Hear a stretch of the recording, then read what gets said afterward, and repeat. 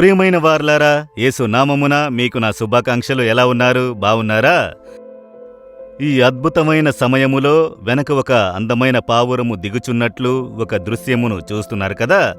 అది దేన్ని సూచిస్తుంది? ఒక వాక్యం రాయబడింది చూసారా? పరిశుద్ధాత్మ మీ మీదకి వచ్చినప్పుడు మీరు బలమునందుదురు. ఆత్మదేవుడు పావురము రూపమున యేసు మీదకి దిగెనని వేదములో చూస్తున్నాము. కనుక ఆత్మదేవునికి సూచనగా దీనిని చేసి ఉంచాము. మనము పరిశుద్ధాత్మతో నింపబడి శక్తిమంతులమై ఉండాలని దేవుడు ఇష్టపడుచున్నారు. ఆ శక్తిని పొందుకుని జీవించుటకు మనల్ని సమర్పించుకోవాలి.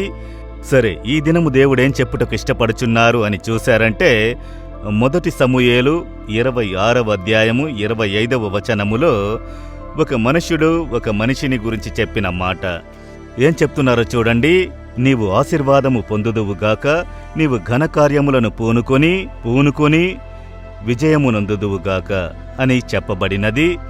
ఇతడు పరిశుద్ధాత్మ వలన అభిషేకమునొందిన ఒక మనుష్యుడు, రాజైన సౌలు. అయితే అతడు వెనకబడిపోయి అతడు పాపములో పడినా కూడా ఆ ఆత్మదేవుడు అభిషేకించి ఏర్పరచుకునిన మనుష్యుడు అన్న భయభక్తి దావీదుకు ఉన్నది. దావీదును చంపుటకు వెతుకుచున్నాడు. అయితే ఒక కాలములో అతడు అభిషేకము పొంది దేవుని ఇష్టమును నెరవేర్చిన మనుష్యుడు కనుక దావీదు అతన్ని గౌరవించి ఘనపరుస్తున్నారు. దావీదును చంపుటకు వెతికినప్పటికీ ఆయన ప్రేమించుచున్నారు. దానిని తెలుసుకున్న సౌలు చెప్పుచున్నారు, నీవు ఆశీర్వదించబడిన వాడవు. ఇది దేవుడతని నోటి ద్వారా చెప్పిన మాట. కొన్నిసార్లు మీ మీద పగబెట్టుకున్న వారి నోట నుండి మీకు ఆశీర్వాదమైన మాట ప్రభువు తీసుకుని వచ్చును.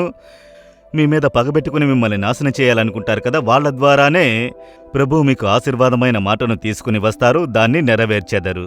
అలాగే ఎవరిని చంపుటకు వెతికాడో ఆ దావీదును చూచి చెబుతున్నాడు, నీవు ఆశీర్వదించబడిన వాడవు.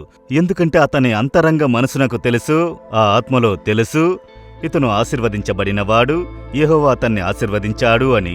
నీవు ఆశీర్వదించబడిన వాడవు, నీవు గొప్ప కార్యములను చేదువు, పైపైకి బలపడదువు, 3 కార్యములను చెబుతున్నాడు. ఈ దినము దేవుని సేవకున్నైనా నేను మిమ్మల్ని చూసి చెబుతున్నాను, మీరు ఆశీర్వదించబడిన వారు. సహోదరి, నీవు ఆశీర్వదించబడిన దానవు. సహోదరుడా, నీవు ఆశీర్వదించబడిన వాడవు. కుమారుడా, నీవు ఆశీర్వదించబడిన వాడవు. కుమార్తె, నీవు ఆశీర్వదించబడిన దానవు.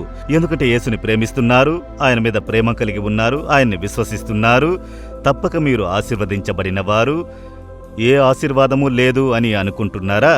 ఈ దినం నుండి ఆశీర్వాదమును చూచెదరు. అదే దేవుని మాట మిమ్మును వెతుక్కుంటూ వస్తున్నది. మీరు గొప్ప కార్యములు చేయుదురు. మీరేం చేస్తున్నారు? బిజినెస్ చేస్తున్నారా? బిజినెస్లో గొప్ప కార్యములు చేయుదురు. చదువుకుంటున్నారా? అందులో సాధించెదరు, గొప్ప కార్యములు చేయుదురు. సేవ చేయుచున్నారా? అందులో గొప్ప కార్యములు చేయుదురు.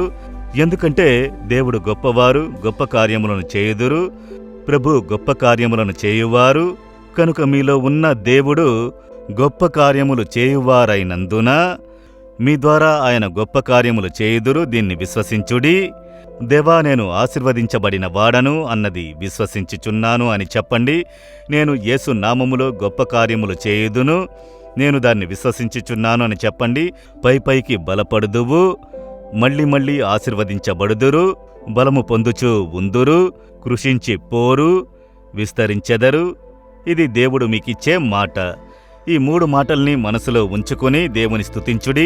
నేను ఆశీర్వదించబడిన వాడను, నేను ఆశీర్వదించబడిన దానను, నేను గొప్ప కార్యములు చేయునట్లు ప్రభువు నన్ను బలపరిచి ఉపయోగించుకొనెదరు.